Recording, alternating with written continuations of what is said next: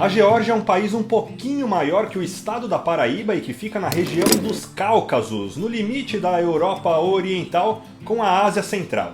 Ela tem fronteiras com Rússia, Armênia, Azerbaijão e Turquia, justamente de onde eu atravessei pedalando. Ao melhor estilo Into the Wild da história da foto de hoje, vai contar como esse vagão abandonado aí no caminho para a capital Tbilisi salvou o meu dia.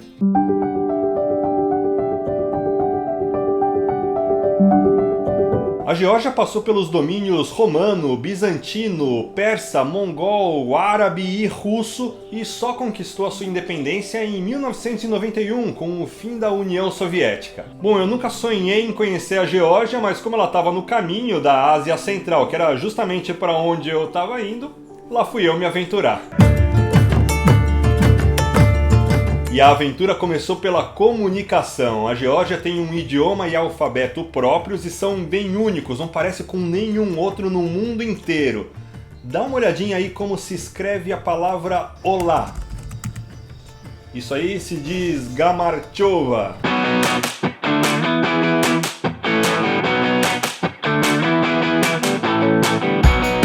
Fora da capital Tbilisi, da turística Batumi, é bem difícil de encontrar quem fale inglês por lá. Mas como o país foi integrante da União Soviética, se você fala russo, vai se dar bem.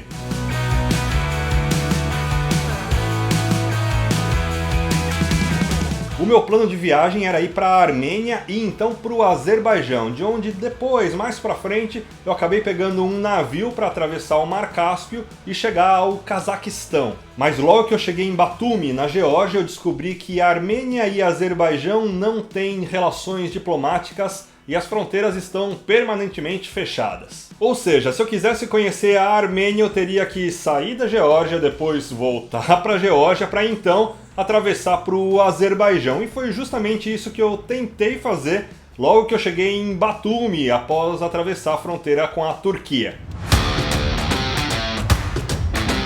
Só que depois de quase 2.000 metros de ganho de elevação, em pouco mais de 100 quilômetros eu dei com as caras no muro.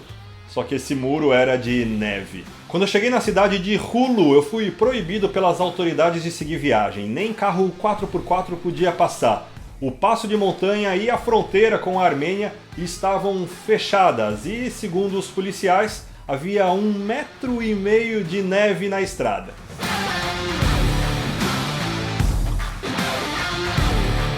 Bom, passado aqueles primeiros instantes de frustração, me questionando por que eu não descobri aquela informação antes de escalar aquela montanha, não tinha muito o que fazer além de descer tudo que eu já tinha subido, recalcular a rota e aproveitar a paisagem. Aí eu acabei fazendo essa sequência de fotos aí para não passar em branco e tive a sorte de conhecer uma família tipicamente georgiana que me convidou para experimentar um tradicional vinho do país.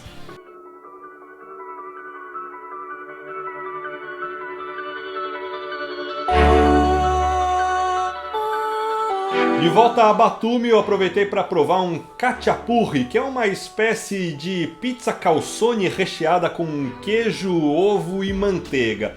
É uma delícia e, como nada é por acaso, o meu desvio de rota me fez reencontrar com o Thiago e com a Flávia, que são dois brasileiros com quem eu viajei mais de um mês na Turquia e ali a gente acabou decidindo seguir estrada juntos, pelo menos até a capital Tbilisi.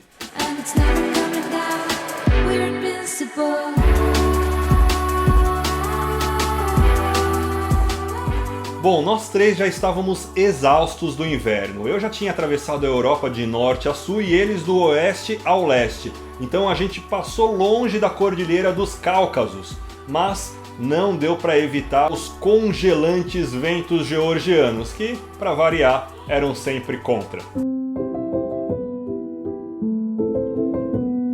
Depois que a gente deixou a estrada do Mar Negro e seguiu em direção a Tbilisi, eu acabei me desencontrando do Thiago e da Flávia, que tiveram um problema mecânico no cubo traseiro da bicicleta e acabaram pegando uma carona até a capital.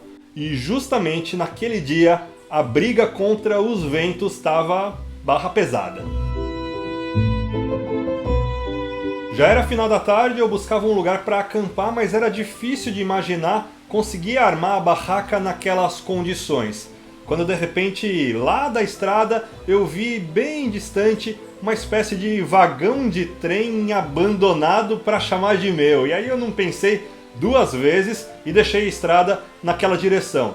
Eu não sabia se ia dar para habitar o vagão, se teria condições, mas com certeza, pelo menos, eu usaria uma das paredes dele para armar a barraca e me proteger do vento.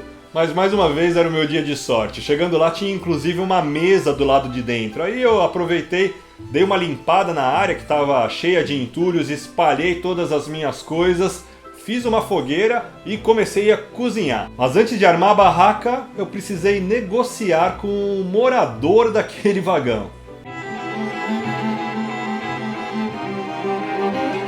Não foi uma negociação muito amistosa não. O boi até tentou entrar, mas eu toquei ele para longe, usei uma tábua de madeira que estava do lado de fora para proteger a entrada, e aí eu relaxei. E nos últimos instantes de luz natural foi quando eu fiz essa foto aí, usando a minha Sony Alpha 6500 com uma lente 35mm 2.8.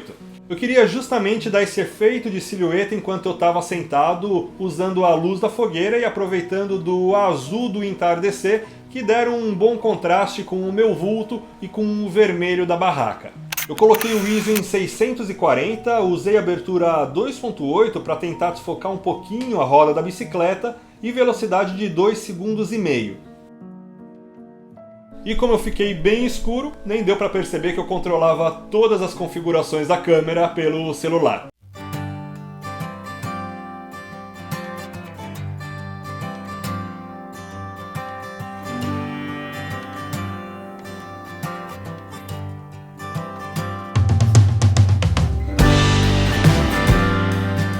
No dia seguinte, depois de uma noite muito bem dormida, quentinho, com o calor da fogueira, sem chuvas ou vento para atrapalhar, eu aproveitei para fazer aquela clássica foto ao estilo Alexander Supertramp, mas com um final feliz, lá na Geórgia.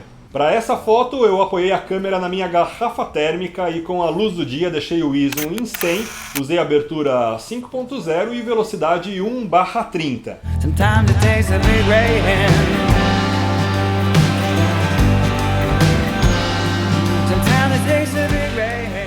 Depois que eu deixei Tbilisi, eu segui aquele plano B, que era fazer uma rápida visita na Armênia, voltar para a Geórgia para então cruzar a fronteira com o Azerbaijão, de onde eu peguei um navio cargueiro soviético para atravessar o Mar Cáspio para finalmente chegar à Ásia Central, no Cazaquistão.